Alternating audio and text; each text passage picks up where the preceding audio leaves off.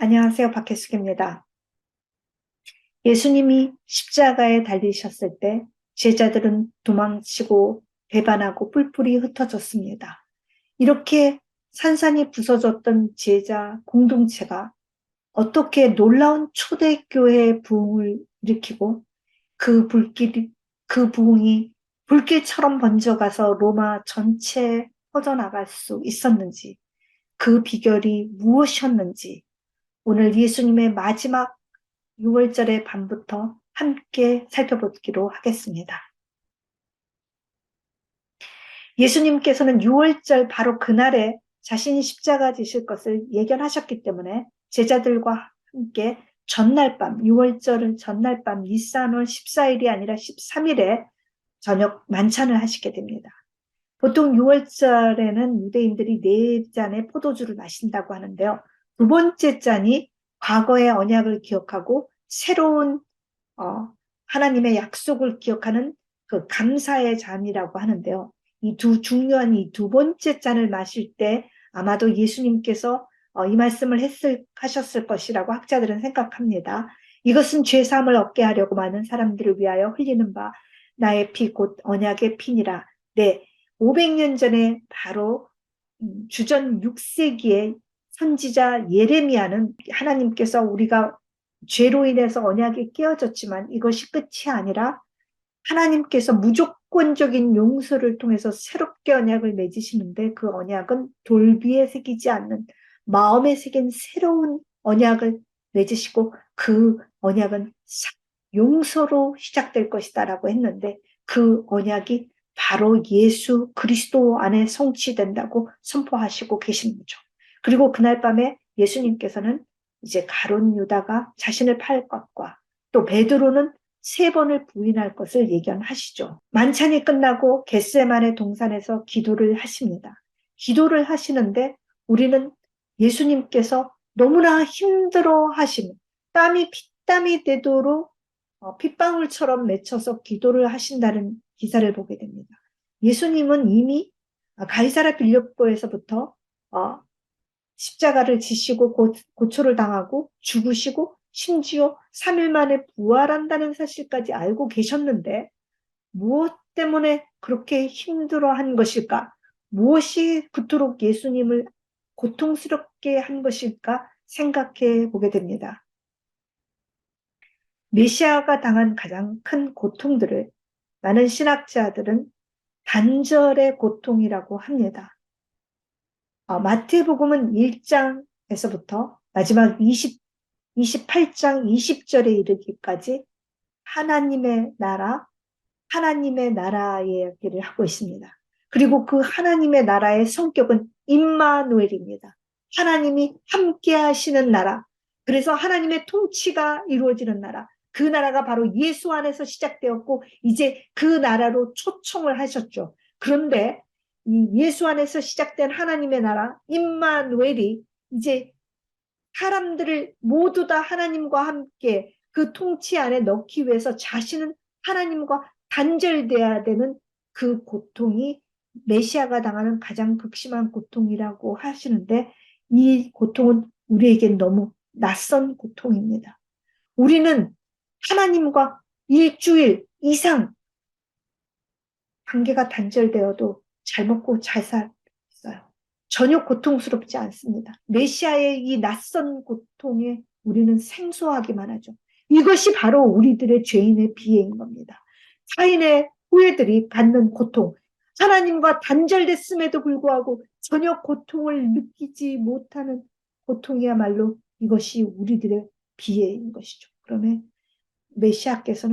예수께서는 하나님과의 관계가 단절되는 것이 가장 참을 수 없는 심한 우리에게 너무나 낯선 고통의 이야기를 우리는 들으면서 다시 한번 우리 자신을 돌아보게 되는 것입니다. 예수님의 육체적인 고통이나 그 죄로 인한 무게로 인한 아픔에 대해서는 성경이 말을 하고 있지 않지만 사복음서가 모두 기록하고 있는 것은 예수가 당하신 조롱과 모욕과 수치에 대해서 기록하고 있습니다. 사람들이 예수님의 얼굴에 침을 뱉고 주먹으로 치면서 누가 때렸느냐고 비웃고 지나간 자들이 예수님을 모욕하고 대제사장과 서기관들도 너가 메시아면 한번 내려와 봐라 하면서 다시 관을 세우고 그리고 갈대 호를 주고 그리고 홍포를 입히면서 왕이라고 조롱을 하고 아담 이후로 하나님께서 계속 약속했던 하나님의 아들의 오심, 온 인류를 구원하시기 위해서 하나님이 직접 오신 그 순간에 사람들은 그를 거절했고 그를 비웃고 그를 조롱했던 것이 시간이 많이 지나서 두고두고 그 제자들에게는 견딜 수 없는 고통이 되어서 다가온 것입니다. 우리는 그림 속에서 예수님께서 최소한의 가리개로 가리고 있다라고 생각하지만 로마의 십자가형은 완전히 벗겨서 사람에게 극도의 수치감을 주는 처형이었습니다. 메시아가 왔을 때 우리들은 그를 알아보지 못했고 제자인 우리들은 그분을 버렸으며 아무도 그분 옆에 남아있지 않고 사람들은 침뱉고 주먹질하며 조롱하고 그 하나님의 아들이 우리를 위해 왔을 때 모욕했다라는 그 기억은 제자들에게 씻을 수 없는 기억들로 남아서 사복음 모두가 예수님의 조롱과 모욕과 수치에 대한 기록을 남기고 있습니다. 만찬 저녁에 예수님께서는 이미 베드로가 3번 부인하실 것을 얘기하셨어요.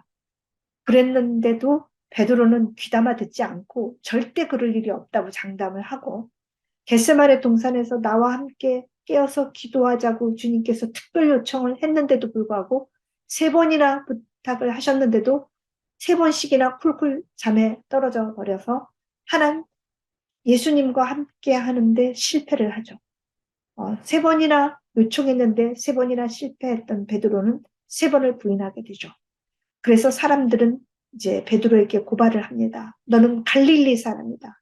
그리고 나중에는 너는 나사렛 사람이다. 그리고 나중에는 너는 그와 같은 도당이다. 라고 지적을 하게 되죠. 그러자 이제 저주까지 하면서 부인을 하게 됩니다. 베드로가 실패한 것은 예수님이 함께 기도하자고 특별 요청을 했음에도 불구하고 실패를 했죠. 우리들의 실패도 이렇게 하나님과 함께 하지 못해서 실패하는 경우가 얼마나 많았는지 생각해 보게 됩니다. 우리는 기도를 뭐라고 생각하냐면 하나님을 설득해서 하나님을 내 편으로 만드는 것, 내가 원하는 것을 주님이 들어주시는 것이라고 우리는 그렇게 늘 기도를 생각합니다. 그런데 21세기의 위대한 영성가 로안 더글라스 윌리엄스, 이분은 캔터베리 대주교셨는데 이 영국의 대성공의 주교들은 절대 브리티시 블러드만 하는데 이분은 아일랜드계였는데도 너무나 뛰어난 영성으로 성공의 대주교가 되신 분이죠. 이분이 기도가 무엇이냐? 기도란 하나님과 마주하는 것이라고 말씀하셨어요. 하나님을 내 편으로 만들어서 내가 설득하는 것이 아니라 하나님과 드디어 마주 서서 이제 온 우주에 흐르는 하나님의 그 뜻과 그 의지와 하나님의 마음이 내 안으로 흘러 들어와서 이윽고는 하나님 마음이 내 안에 물들어져 가서 내가 하나님께 설득당해지는 것이죠. 우리는 반대로 내가 하나님을 설득하는 것이라고 생각하는데 우리가 천지 만물을 말씀으로 창조하신 그 위대한 하나님과 마주 설 때 그 하나님의 놀라운 그 사랑과 뜻이 우리를 압도해서 우리가 하나님께 물들어서 우리는 이제 하나님의 뜻과 하나님의 계획을 이해하게 되는 것이죠. 그래서 예수님의 절대적인 순종은 그분의 신성에 있는 것이 아니라 철저히 그분은 인성을 가지었지만 날마다 밤마다 긴 시간을 기도하고 하나님과 마주섬으로 하나님의 위대한 뜻과 하나님의 마음에 철저히 물들었기 때문에 그분은 순종할 수 있었던 것입니다. 그렇게 예수님께서는 마지막 밤을 제자들과 함께 마주하기를 바랬는데 제자들은 실패하고 결국은 배반할 수밖에 없게 됩니다. 그날 베드로만 배반한 것이 아니라 가룟 유다도 배반을 하게 되죠. 그런데 그분들이 두 분 다 공통점이 있어요. 가룟 유다도 베드로도 예수님의 메시아에 대해서 오해했습니다. 이스라엘을 위해서 신적인 권능으로 로마를 깨부시고 우리를 독립시켜서 우리를 정말 하나님의 왕국으로 만들어줄 그런 메시아를 기다렸다는 점에서 가룟 유다와 베드로는 똑같이 오해하고 있었죠. 모든 창조하신 피조물을 다 죄의 문제와 죽음의 문제를 해결하기 위해서 오신 고통을 짊어질 대신 죽으실 메시아로 이해하지 못했다는 점에서는 둘이 똑같았습니다. 그리고 그날 밤에 함께 하기를 요청했지만 베드로는 콜콜 잡고 가룟 유다는 선생님 팔로 대제사장한테 돈 받으러 가느라고 같이 못했어요. 그리고 예수를 배반해 둘 다 배반했습니다. 똑같은 공동점이 있었습니다. 그런데 차이점이 있어요. 유다는 자신이 한 일이 너무나 비열하고 너무나 땅을 치도록 후회했어요. 너무 민망하고 그 선한 선생님을 자기가 은 30세겔에 팔았다는 것을 용서할 수가 없었어요. 자신을 도저히 용서할 수가 없어서 내가 한 일에 책임을 지겠다 하고 장렬하게 자살을 합니다. 베드로는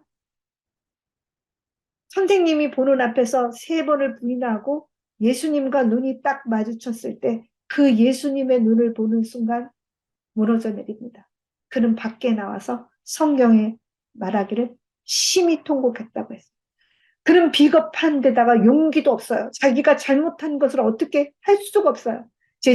다른 제자들한테 가서 고백할 수도 없고, 그리고 다시 주님한테 가서 하지할 수도 없고, 사람들한테 아니다, 나도 예수파다, 그럴 수도 없고, 어쩔 줄을 몰라 하고, 울보처럼 울면서 하나님께 기도했는데, 놀랍게도 하나님의 나라는 자기가 잘못한 것을 장렬하게 책임지면서 죽는 그러한 용기에 있는 것이 아니라 아무것도 할 용기가 없어서 비열한 자기 자신을 너무 창피해서 하나님 앞에 울고 울고 울면서 무너져 내렸던 그 울보 베드로 위에 하나님의 나라는 세워진다는 것입니다. 하나님과 우리의 관계는 우리의 결심, 우리의 장렬한 결단, 우리의 그런데 근거하지 않는다는 우리의 결심, 베드로도 정말 결심을 했고 절대 떠나지 않겠다고 제자들도 다 결심했지만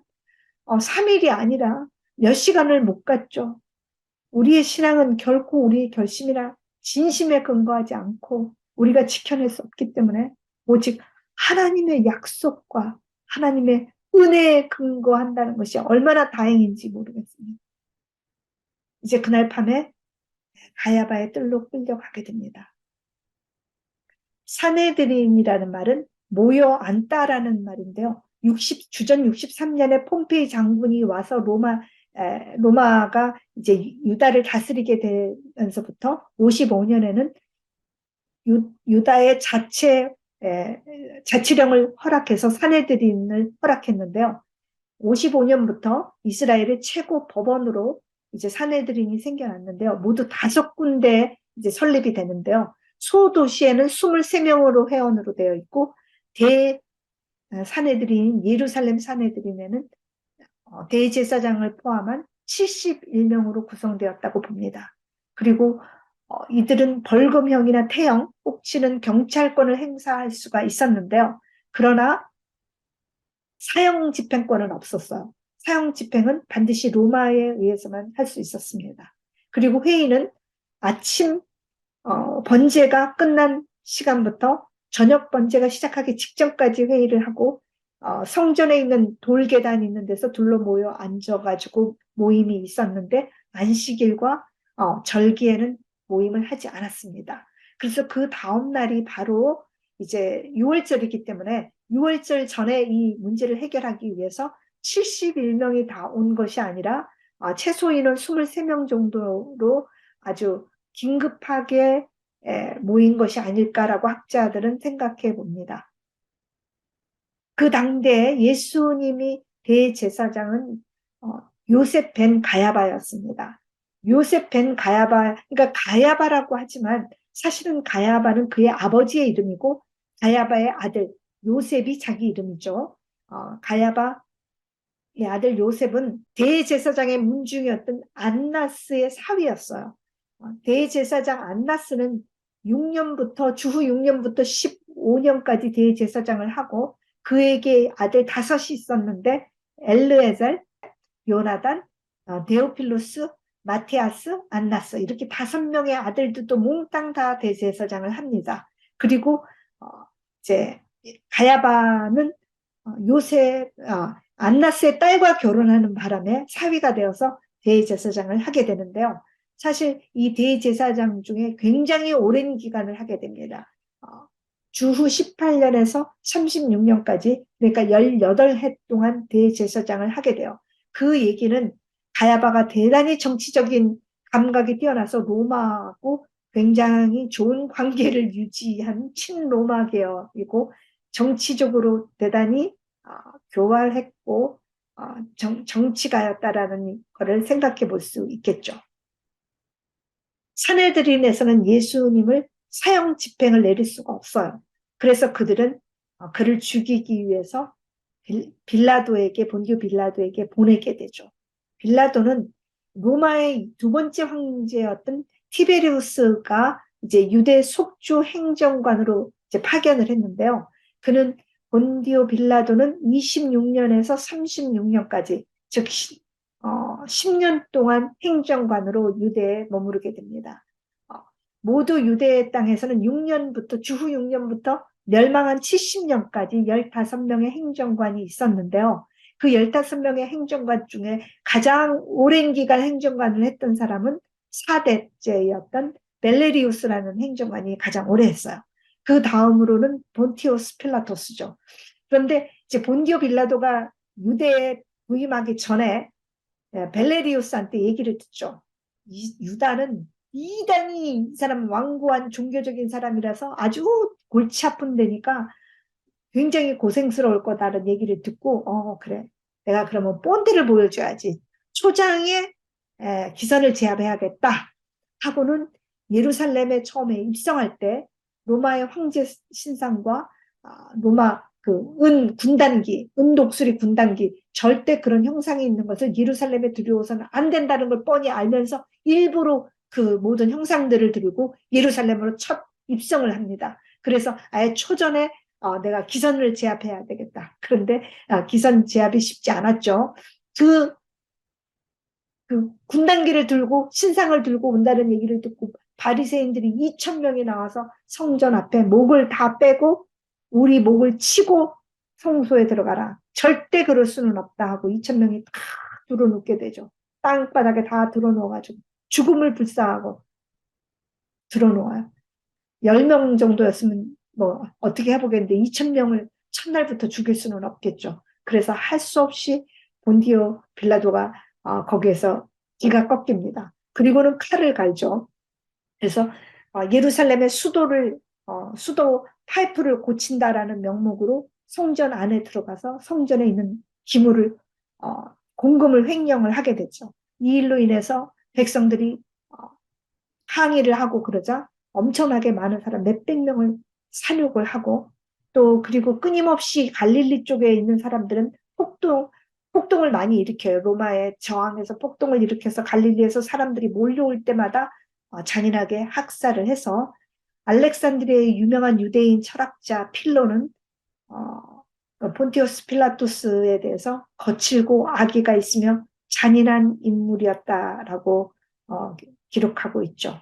결코 폰티오스 필라토스는 그렇게 예수님에게 자애를 베풀 만한 사람이 아니었습니다.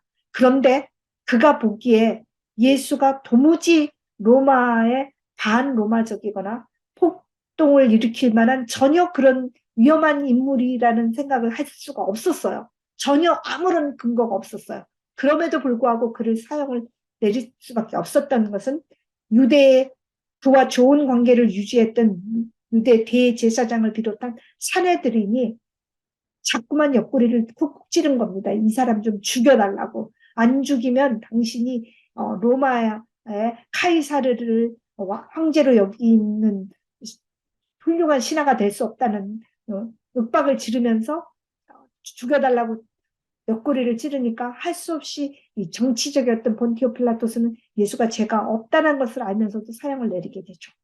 빌라도가 한 가지 제안을 하죠. 6월절에 특사로 죄인을 한 명 내주는 게 있는데 아무리 생각해도 이 예수라는 사람이 자기가 생각할 때는 사형할 만한 죄명이 아니기 때문에 그에게 심적 부담이 돼서 혹시 6월절 특사 중에 내가 예수를 내줄까? 아니면 바라바를 내줄까? 하고 제안을 하게 되는데요. 이 바라바라는 이름은 아버지의 아들, 바르아빠라는 아람어에서 나왔다고 하는데요. 그 얘기는 아버지의 아들이라는 것은 아버지가 굉장히 유명하다는 얘기죠. 그래서 아버지가 명성 있는 랍비라고 하는 학자들은 추정을 해보는데요. 그는 강도라고 하는데 강도, 레스테스라는 용어는 강도만 말하는 것이 아니라 혁명가나 반란이나 폭동을 일으킨 자에게도 사용하는 용어입니다.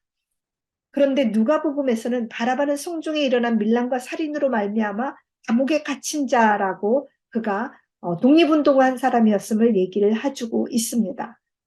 사실 주후 60세기에서 70세기가 바로 사복음서들이 기록된 때인데요. 이때는 로마와 유대가 극심하게 대립하고 있었던 때고 로마에서는 그런 서적들을 다 검열하고 있었기 때문에 그 당시에 유명한 유대 그 역사학가 요세푸스는 모든 그의 기록에서 독립운동가와 혁명가들을 전부 다 도둑, 강도라고 쓰고 있죠. 어쩔 수 없이 그 시대에 시대적 상황을 이해해야 됩니다. 안중근 의사가 이 하얼빈 역에서 이토 히로부미를 살해할 때 신문에는 그를 폭도라고 했고 어떤 기자는 미친 개라고도 표현했는 것은 폭도인 것이 아니라 그 시대가 어쩔 수 없이 그런 용어를 쓸 수밖에 없었던 것이고 오늘날 안중근 의사는 우리 민족에게 잊혀지지 않는 위대한 영웅이죠. 레스테스였던 바라바, 즉 강도였던 바라바는 혁명가, 그러니까 이스라엘의 독립을 위해서 로마 군인들과 싸웠던 혁명가였고 그리고 아마 로마의 군인을 죽였거나 이스라엘의 앞제비를 죽였을 거라고 짐작을 해보죠. 그랬을 때 사람들은 이스라엘을 위해서 무장봉기를 했던 위대한 바라바를 택하고 메시아인데도 아무것도 하지도 않는 그런 메시아라면 이스라엘에게는 아무짝에도 필요 없기 때문에 예수의 카드를 버리게 되는 것입니다. 죄명이 로마의 반역한 죄로 처형당하게 됩니다. 그래서 사두개인은 사실은 왜 죽여야만 했느냐면 혹시라도 사람들이 소요를 일으키면 그래서 이 유대 땅에서 계속 자기네들이 지도자로 살아가는 이 지위가 조금이라도 흔들리면 안 되고 예수님이 성전에 와서 성전 정결을 할 때 굉장히 불쾌하고 위기를 느꼈어요. 그들은 성전의 기득권을 누리는 자들이었는데 예수께서 자신의 성전의 기득권을 도전하는 저 위험한 인물은 제거되어야만 된다고 생각을 한 것이죠. 더욱이 사두개인들보다도 바리새인들은 더 심했는데요. 바리새인들은 그들의 권위는 율법 해석에 있었습니다. 그런데 자신들이 수백 년간 헤게모니를 쥐고 있었던 이 율법 해석과 다르게 해석하는 예수를 참아낼 수가 없었죠. 자신들이 애지중지하는 장로의 전통도 무시하고 가장 그 많은 율법 중에서도 진짜 중요하다고 여기었던 안식일법, 또 정결법 해석이 달랐습니다. 안식일에는 무조건 안 해야 되고 천여 가지를 안 해야 되는데 하나님이 하시니 나도 일한다 하면서 안식일만 되면 더 병자를 열심히 고치는 예수를 참아낼 수가 없었죠. 그러니까 즉 랍비들이야 성경 해석은 하나님의 율법 토라가 있으면 이 모세 오경에 혹시 이게 꽃밭이에요. 아름다운 토라의 꽃밭에 혹시 넘어지고 자빠져서 꽃밭이 상하지 않도록 꽃밭에 많은 울타리를 수천 개의 울타리를 더 많은 장로의 유전들을 만들어서 절대로 그 꽃밭이 손상을 입지 않도록 수천 개의 안식일을 기억해서 거룩하게 지키라는 그 하나를 39가지의 멜라카로 만들고 39가지 안에는 수십 개의 다른 째때가를 만들어서 이거는 수천 개가 되게 만드는 것이 이 바리새파의 토라 해석법이라면, 예수님께서는 그들이 만들어 놓은 울타리들을 다 걷어내버리고 진짜로 하나님이 이 말씀을 주신 하나님의 마음이 무엇이었는지를 통찰해서 뚫고 지나가는 전혀 다른 해석법을 하셨어요. 예수님의 해석법은 전공법이죠. 이 말씀의 하나님의 뜻은 무엇인가? 그리고 율법사들은 하나님의 마음을 모르니까 어떻게 하든지 잘 지켜보겠다고 수많은 가지들을 수천 가지, 수만 가지로 늘리는 거죠. 그러니까 하나는 더 많이 늘리고 예수님은 전공으로 찌르고, 너무나 다른 방법이었어요. 하나님의 진심 알기, 울타리 치기.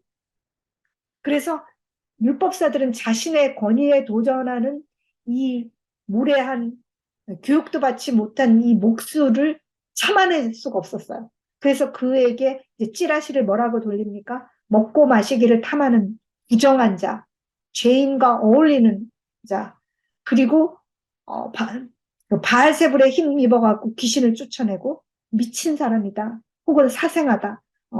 전승에 의하면 어떻게까지 소문이 났냐면, 사마리아 사람과 사이에 났다, 로마 군인 사이에 난 사생하다, 이런 나쁜 찌라시까지 이제 돌리면서 모함을 하고, 그리고 결국은 하나님의 거룩한 백성을 불법으로 이끄는 이단의 괴수다, 이단자라는 이런 제명을 갖고 이제 처단이 되어야 됐던 거죠. 로마 당국 쪽에서 볼 때는 모든 절기마다 다 안토니오 요새로 와서 지키지만 가장 위험한 절기는 유월절이죠. 왜냐하면 유월절은 애굽에서 포로되었던 그들을 하나님께서 해방시켜준 절기이기 때문에 이스라엘 사람들은 매 유월절만 되면 이렇게 들썩들썩했어요. 하나님께서 이 해에는 우리에게 해방을 주시나, 우리에게 참 자유를 주시나. 그래서 유월절에 늘 폭동이 일어나곤 했는데, 이 유월절에 그래서 이제 그 바라바도 잡는 거 아니에요? 죽이는 거 아니에요? 그런데 여기 또 메시아라고 나타나서 혹시라도 만일을 모르니까 확실하게 안전하기 위해서는 제거해버리는 게 좋겠다라고 생각을 했겠죠. 백성들은 또 왜 예수를 버렸느냐? 몇백 년 동안 이스라엘은 바벨론에, 페르시아에, 헬라에, 이제는 로마, 더 강력한 로마에 계속 압제당하고 있어요. 이제 그런데 결정적인 문제는 우리가 알지 못하는 중간 400년 동안에 마카비 혁명이 성공을 해서 하스몬 왕가가 독립국가를 이루었다라는 사실입니다.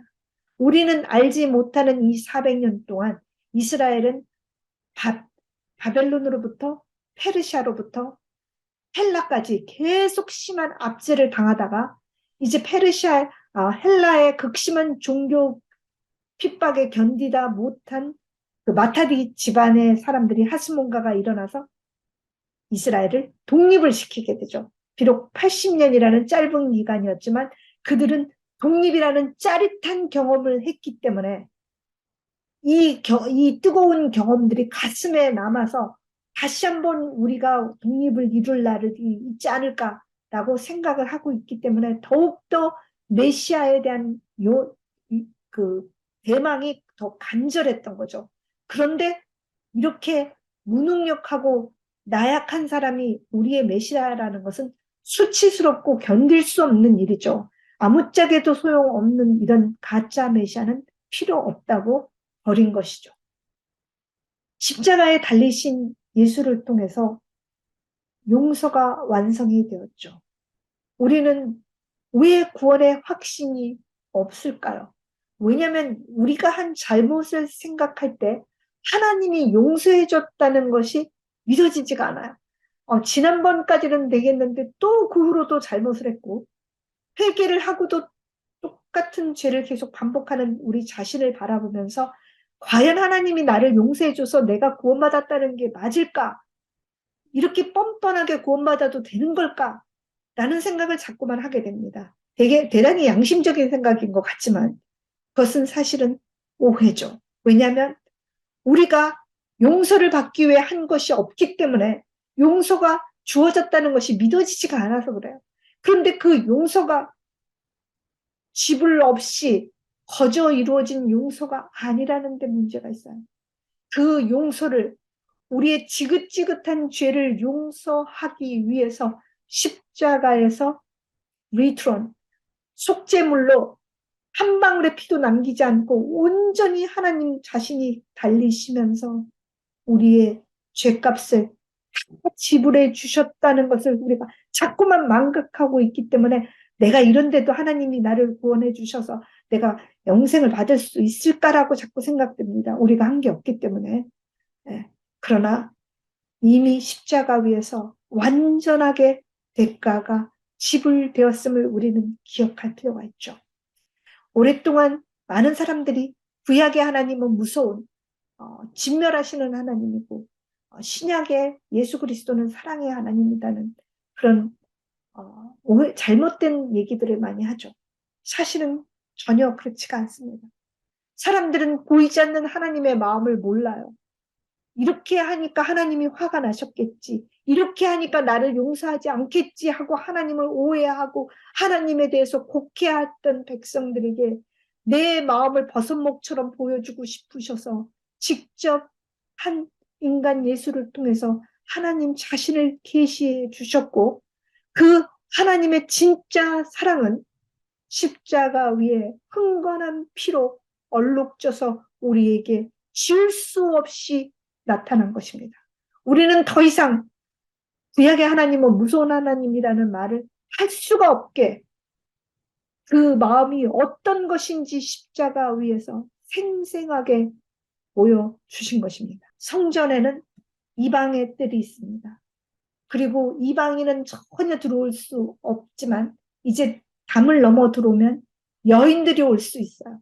그런데 또 뜰을 가면 여인들은 발도 될 수 없는 남자들, 유대인 남자들만 갈 수 있는 뜰이 있고, 또 담을 넘어오면 이제 평민들이 아니라 사제들만 들어갈 수 있는 뜰이 나옵니다.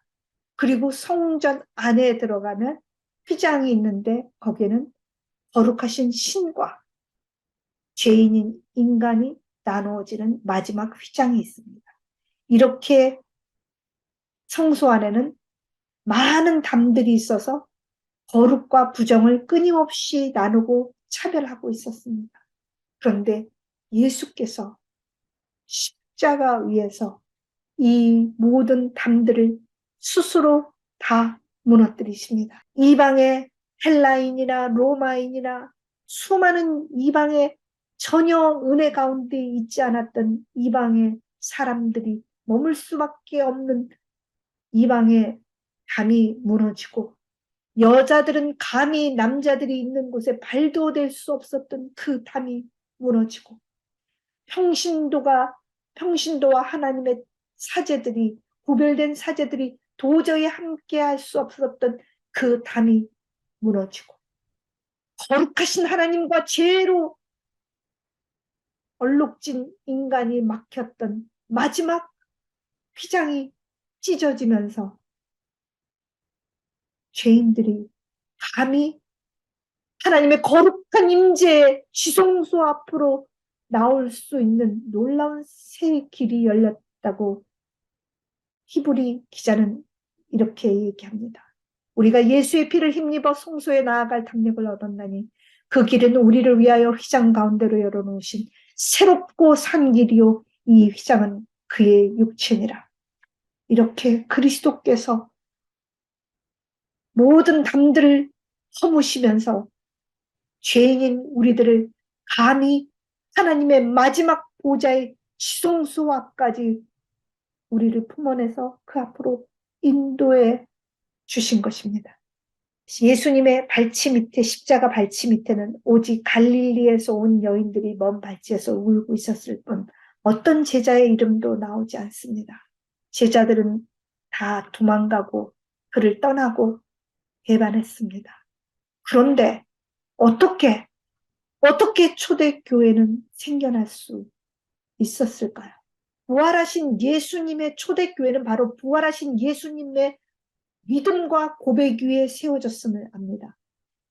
뿔뿔이 흩어졌던 제자들, 그 제자들에게 가장 고통스러웠던 두 가지 사건은, 첫째는 예수님께서 무엇인가 행사를 하셔서 이스라엘을 구원할 것이라고 생각했었건만 그렇게 맥없이 팍 돌아가신다는 게 너무나 충격적이었습니다. 예수님이 세 번이나 내가 이렇게 될 거라고 얘기해도 이해를 전혀 못하고 있다가 예수님이 돌아가시고 나니까 갑자기 이렇게 이제 멘붕이 온 거죠. 이게 도대체 무슨 일일까? 왜 선생님이 이렇게 갑자기 아무것도 안 하시는 걸까?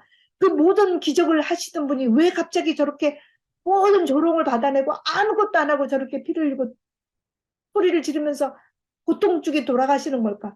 도대체 이해가 할 수가 없었고, 두 번째 정말 참아내기 힘든 분은 그 선하신 분. 한 번도 그런 분을 본 적이 없어요.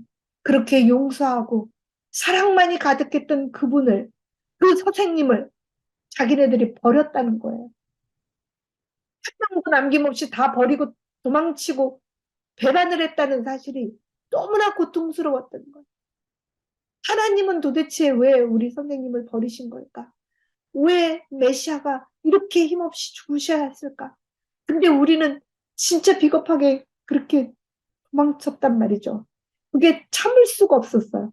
그래서 너무 절망해서 어찌할 바를 모르고 있었는데 그 제자들 속에 외침이 생겨났어요. 선생님이 살아나셨다. 예수가 다시 살아났다. 내가 깨어나신 그분을 만났다. 이거는 그냥 고백이 아니라 울부짖음이었어요. 절망으로 아파하고 선생님을 배반한 고통 때문에 몸부림치던 그들 앞에 예수님이 다시 나타나시는 것은 그들이 어찌할 바를 모르는 거예요. 하나님이 예수님의 손을 들어주셨구나. 와, 이분이 진짜 메시아구나. 이제 이 제자들 사이에 울부짖음이 터져 나온 거죠. 그래서 초대교회는 바로 부활을 경험한 그 믿음과 고백 위에 생겨난 거죠.